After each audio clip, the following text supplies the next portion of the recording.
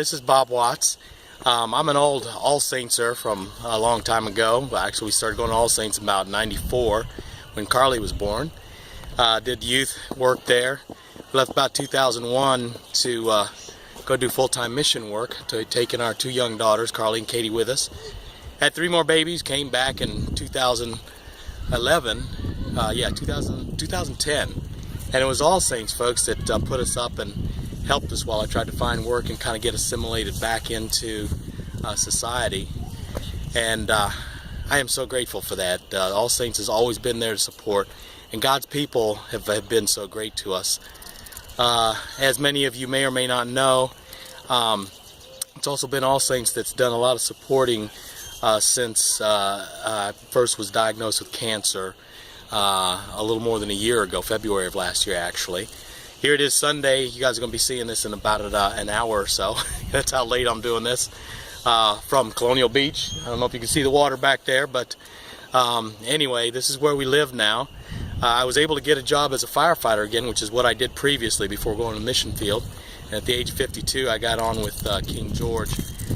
Thanks to All Saints support again to be able to find a work and to be able to do this. So we live down here in Colonial Beach because it was close to work. Well, in February when I got diagnosed with cancer, they told me it was stage 4, is inoperable and terminal. Needless to say, with 3 new children from when we were gone to the mission field, we were stunned. We didn't know what to do. My youngest one is 5, and we just started praying. Immediately we put it out there about it, and we had people starting to pray. Went to the first doctors, and they told me that I'd be, if I can make it to Christmas, we'd be lucky. That's this past Christmas. As you can see, it's March now. I'm still here. I'm in a lot better place than I was. And I got to tell you, it is prayer. Prayer makes a huge difference, and I truly believe that, because when I talk with doctor after doctor and person after person, someone with my diagnosis, the cancer was colon cancer that spread from my liver to my lungs to my bones and to my brain. It was through and through. It was all through my body, and that's why I had such a grave diagnosis. They started with their usual treatments, and by July, end of July, the doctors came to me, and when they did my scans again, they couldn't believe what they saw. The cancer in the brain was gone, on my lungs was gone. As a matter of fact, they forgot to give me a report on the colon because it also was gone. Just a small little mark that they saw when they went and did another colonoscopy. They found, obviously, that it was there. And the liver still had one. So they went in, they did an operation in order to get rid of whatever they could. And they felt like they got everything they could. There's a small bit of cancer still left on my liver. And I'll tell you, that's just not what happens with cancer. My prognosis is miraculous, and I truly believe it's because of the prayer of the people. And like I said, it's specifically you All Saints. And I hope that tonight, as Mario talks with you about prayer, you can know how important prayer is. It's the most important thing you can do when you want to see differences. We learned that when we were in the mission field. My children grew up seeing miracle after miracle when we prayed.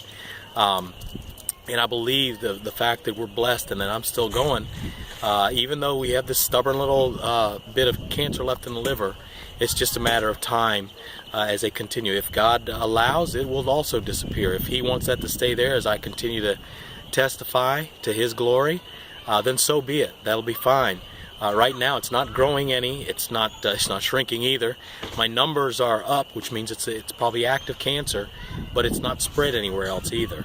So it's livable. They do have people who have had a little bit of cancer like that in their liver on the same kind of treatment I am, where it doesn't grow and it doesn't shrink, but they live 5-10 years. So that's good compared to I'm already supposed to be gone. So I want to encourage you to please pray. Right now, our continued prayer is that I do find myself cancer-free at some point. I do believe God's going to heal me, and that He's going to bring me back to ministry, probably full-time, since now at this point I'm disabled and unable to work. So that's what we're hoping for. I wish I could have been there to talk with everybody and to encourage you face-to-face. I was supposed to be going to Chicago, leaving today for treatment, but I have a cold right now. Unfortunately, when you have cancer and you get a cold, it takes your resistance down, and they can't give you chemo because then you can't fight the cold. So it's unfortunate, but that's okay. I'll go next week for my chemo. In the meantime, I feel better when I'm not on chemo anyway, so that's cool.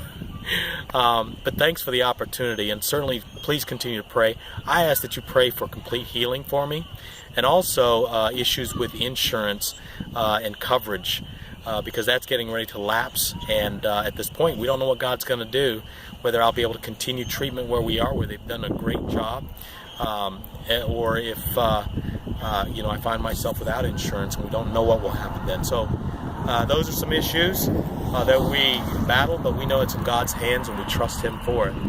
God bless you, and again, thank you so much. Please pray.